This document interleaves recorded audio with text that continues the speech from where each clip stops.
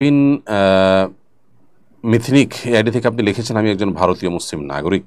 ভারতে বর্তমানে ভারত ও পাকিস্তানের মধ্যে যুদ্ধাবস্থা চলছে। উভয় পক্ষই হামলা চালাচ্ছে, সাধারণ মানুষ নিহত হচ্ছে, মসজিদ ধ্বংস হচ্ছে। ভারত হিন্দু সংখ্যাগরিষ্ঠ রাষ্ট্র হলেও আমি এখানকার নাগরিক। যদি আমি পাকিস্তানকে সমর্থন করি তাহলে দেশদ্রোহিতার অপবাদে বিপদে পড়তে পারি।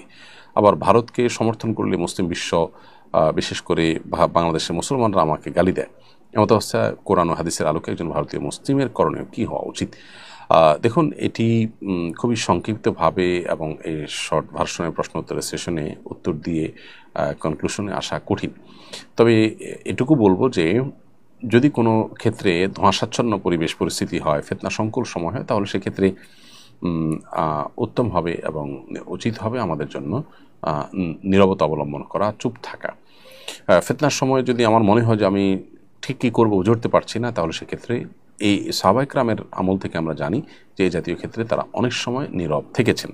তবে এখানে যে অন্যায় হচ্ছে সেই অন্যায়ের প্রতি আপনার অবশ্যই প্রকাশ্যে বললে বিপদ হলে আপনি মন থেকে ঘৃণা থাকতে হবে। অন্যায় তো অন্যায়। মসজিদে হামলা করা হচ্ছে, মাজলুম মানুষদেরকে আপনার দোষ সাব্যস্ত হওয়া ছাড়াই তাদের উপরে হামলা করা হচ্ছে, সেটাকে আপনি অবশ্যই মনে মনে হলেও ঘৃণা করবেন, যেহেতু আপনি যেখানে আছেন সেখানে আপনি প্রকাশ্যে কিছু বলতে পারছেন না। আমি একটি মসজিদ